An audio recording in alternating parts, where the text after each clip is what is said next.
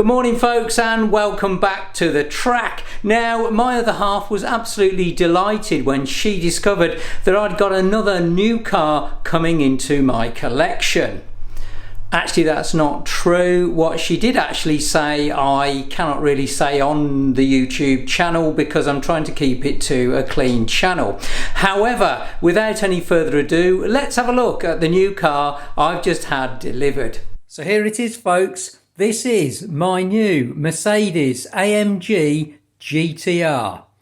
And as usual, we're going to take a look around the car, look at some of the features. We're then going to get the body shell off, see what's underneath, see how it works.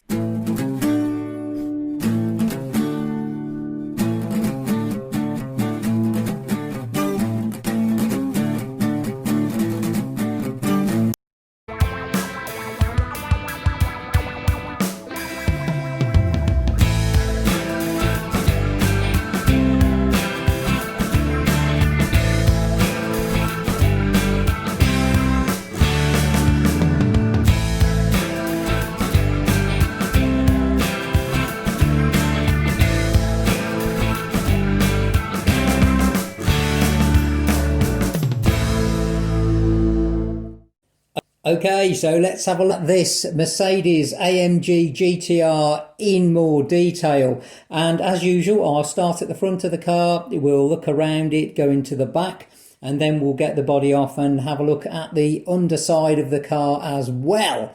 Now, the first thing to point out is this car is, as a Mercedes, of course, is a German car, but it's actually manufactured by a company called NSR, which is an Italian company. And NSR are a slot car manufacturer, very well known for manufacturing cars to go fast. And hopefully this one won't disappoint.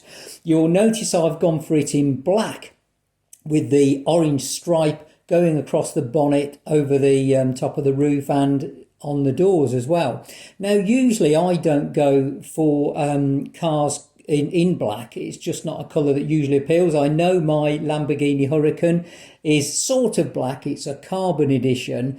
But I looked at all the colour options for this. There was white, there was grey, there were the GT3 racing variant colours. But it really did look to me that black was the best colour. That's what it looked its best in. And looking at the car now it's been delivered, I really do like it. So I'm quite pleased with the colour, but there are other colour options.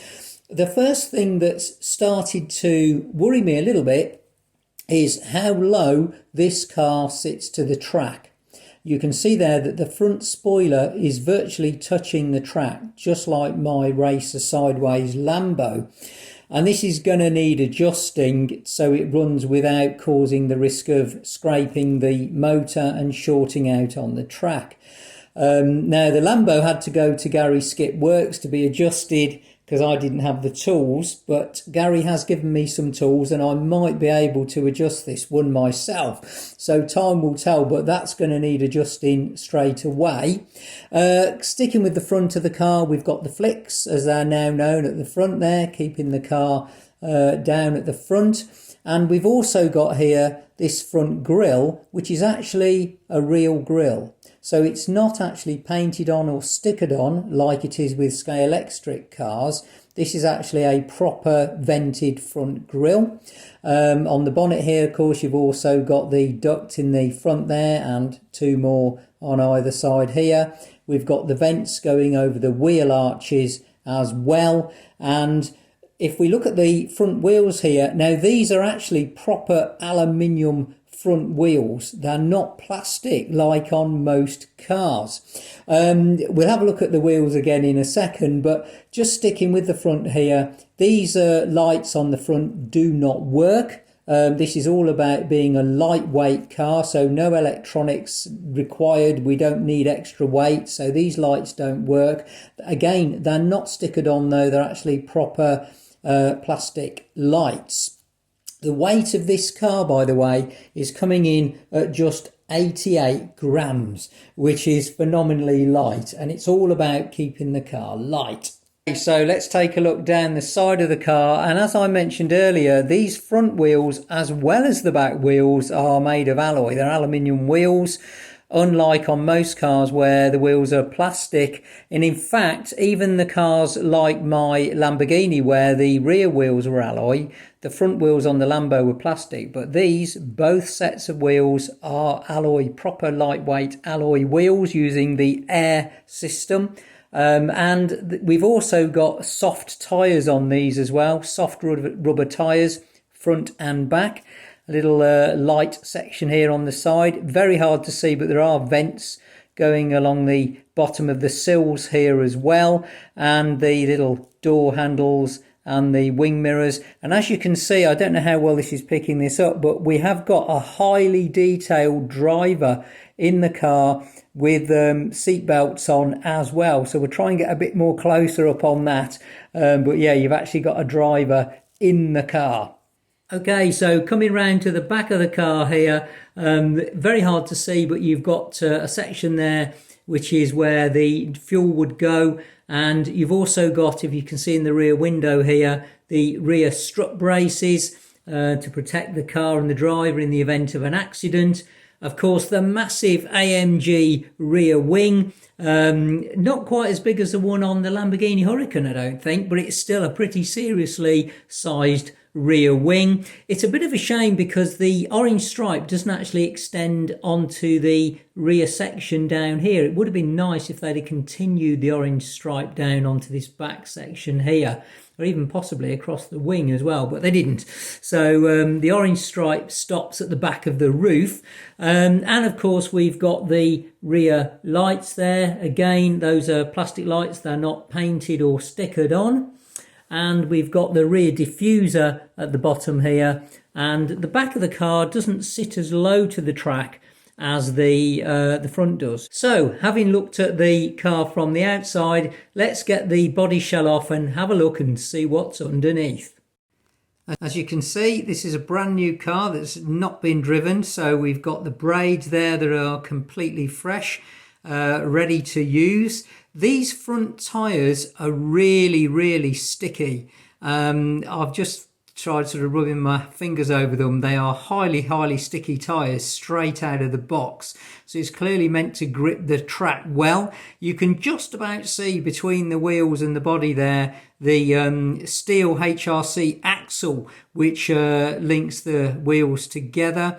As we come round to the back of the underside of the car there, you can actually see the motor, which is an Evo 3 angle winder motor, revving to 21,400 RPM.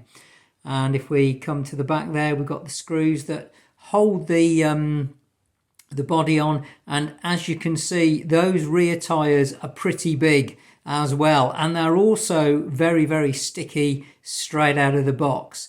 Having had a look around the car and under the car, it's time to get the body off. And the first thing I would say is what surprised me is there are only two very tiny screws holding the body shell onto the chassis with this, and I'm guessing that's because they're trying to keep the car as light as possible. So it's all about saving weight, not really about saving cost. So let's now, having undone those screws, take the body shell off and see what is underneath. The body shell, by the way, so light you can hardly feel it when you're carrying it. So at the front here, starting at the front, as you can see, we've got the pickups here. Now the pickups are in white. This is going to cause me a slight problem because I already know that my lap timing system requires that the guide rail has to be black so that the sensors can detect it. So I had to paint the guide rail black on the Lambo. I'm going to have to paint it black on this one as well so that it will pick up the timings. So we've got the white guide rail. That's going with some really clean wiring straight to the motor, nothing in between. It's straight to the back of the motor there. Very, very clean. Here we've got the alloy wheels that are sitting on the metal or steel HRC axles, both front and back. Both of these axles are HRC steel. And if we go towards the back of the car, you've got here your King 21 Evo 3 motor producing, as we said earlier, 21,400 RPM.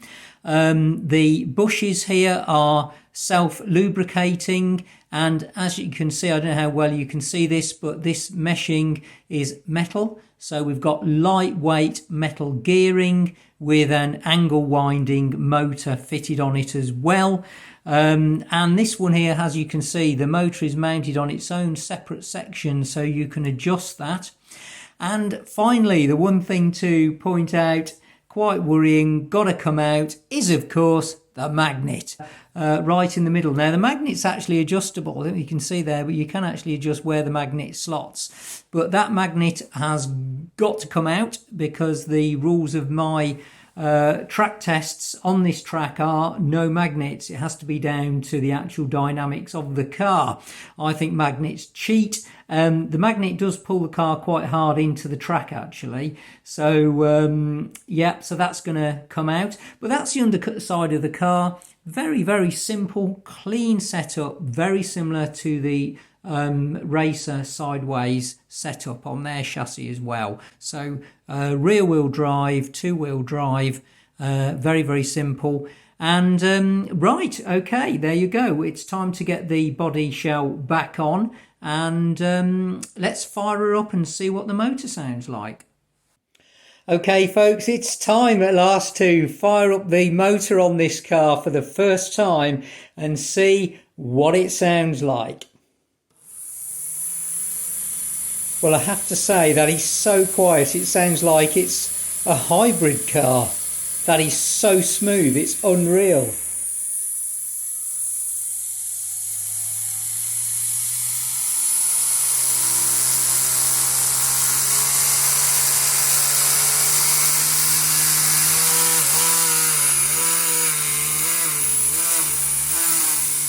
That sounds extremely powerful.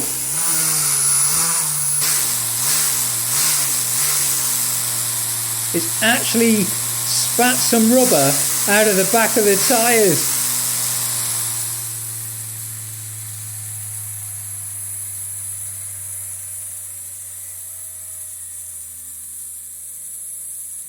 As you can see, we've left some rubber on the track.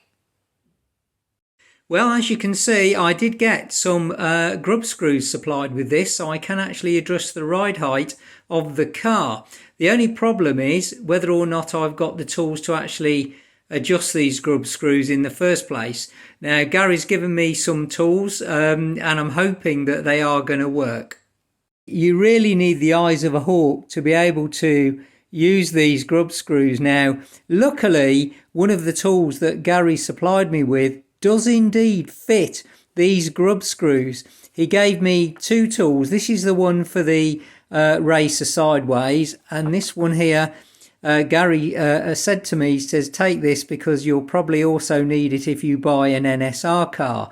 And he was absolutely correct. This does indeed fit the NSR car. So well done, Gary. You've supplied me with the right tool to be able to do this job. In order to adjust the height, I've got to push these down. So therefore this grub screw has got to go into the top.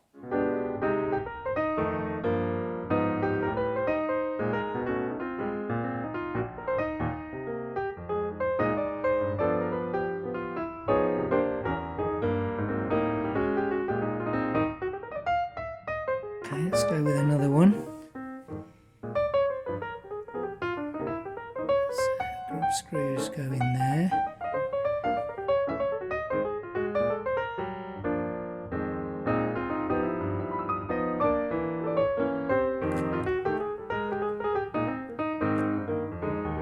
Yes, yes, yes, yes. Now I'll put the other grub screws in the bottom. The glass is back on again.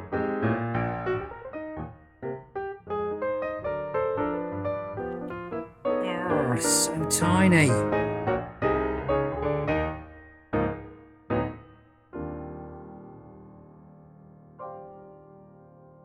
So I think I've got the chassis right.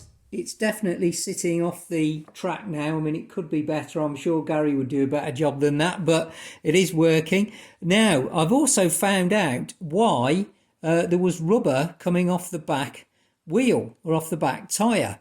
And I don't know whether you can see this, how well the camera is going to pick this up, but here's where it's lost its rubber. And here you can see it looks like the rubber was actually, or the tyre was catching the chassis. Just here, look. And it's literally shaving the rubber off along there. Right there in that gap. Right in that gap there is where we're looking. I don't know how well it's picking it up. Just here, look. So that's the rubber that's come off the tyre. And here is the chassis. And I think it was rubbing against the chassis. So I'm going to have to do a little bit of an adjustment off there. Quite annoying that, because it's taken a whole load of rubber off my tyres and I haven't even driven the car yet. Well, we have spent quite a lot of time looking at the car, looking under the bonnet, and spending quite a lot of time fiddling about with it, trying to get it set up so it'll run safely on my track. And I have learned quite a lot about this car. Now, the next step will be to get this car on the track and take it for a sprint round to see just how it drives. Unfortunately, we've now run out of time on this particular occasion, so I will be doing that episode very soon and uploading it for you as soon as possible. In the meantime, stay safe, have fun, thanks for watching, and I'll catch you in the next one.